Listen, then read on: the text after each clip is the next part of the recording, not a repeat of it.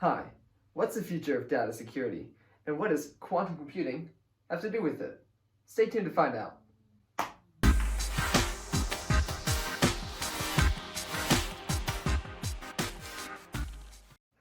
Thank you for clicking on to this video.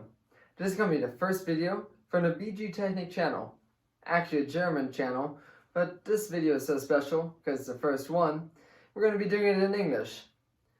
Okay, so going back to our question. What's the future of data security? And what does quantum computing have to do with it? Okay, to give you a rough overview of what quantum computing is, I would like to compare that with the classical computing, or classical computers, against quantum computers. Classical computers operates quite simple, with a 0 or with a 1. These two states are called bits. They are a way of storing data. This way of storing data is also used in quantum computing, just a bit differently. This is the next course about quantum physics because I totally didn't mess up the whole section in the normal video. Now we come to quantum physics X course, which I will basically explain the fundamental knowledge which is needed to understand a quantum computer and these qubits. Firstly, an electron is a quantum particle. Quantum particles can go into so-called superposition. The Schrödinger's Katze, which you can see right now, is a great example of this superposition. This cat is dead and alive at the same time because it has not been detected. It's not set if he is dead or alive now. Now with this principle, there's also, it creates these certain types of waves, how they are, which shows the probability if the cat is dead or if the cat is alive. Now, these probability waves, as they're so called, can interfere with each other.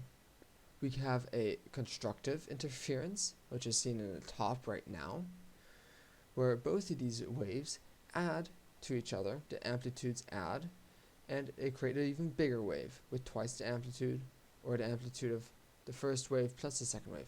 The second one is destructive interference, and that is simply that these two waves cancel each other out. Now, back to my beautiful face. Okay, so what do we call this new type of storage, or data, basically? Because it's not a 1, it's not a 0, but at the same time it's both. What are we going to call that?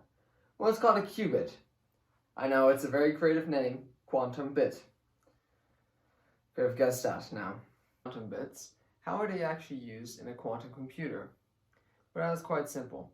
As mentioned before, a qubit is more like a probability of something from being a 1 or 0.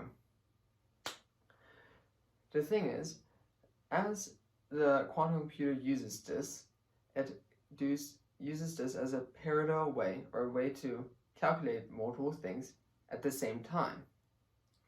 Calculating them at the same time, it still needs to give an answer. What is this answer going to be?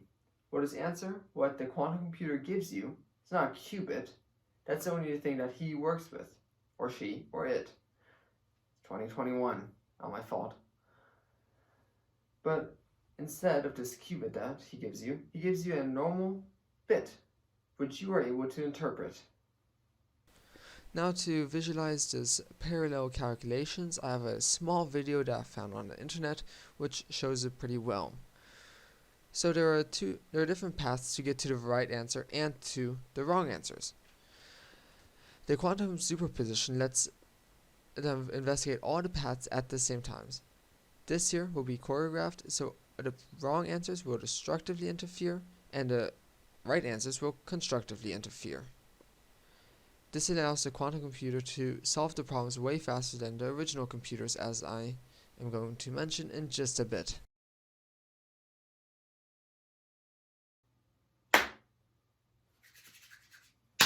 Okay, so what is real-world application for this quantum computer?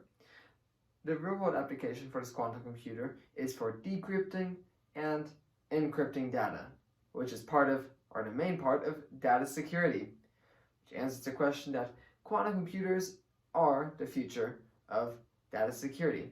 And I'll even give you some more reasons why. Through the attributes of the qubits and the quantum abilities of them, you are able to do these parallel calculations, which I just showed before. These parallel calculations are 1,000 times faster than a normal computer. What a normal computer could take 2,000 computer years to solve, for example, this really long number takes about 2,000 years to solve with the normal algorithms that they use. With the quantum computer, they're able to solve this here in mere minutes. So, in all, the quantum computer is a computer which is really made for the future. It is for the future of data security and will most likely be used in banks. And the thing is, about quantum computers, it's still being researched at this moment. So we're going to find out some new things about this incredible use of technology. Hey guys, thanks for watching. If you're interested in another video from us, next video is up there to the top. And if you're interested in a random video, at the bottom you'll find that. And don't forget to hit the subscribe button.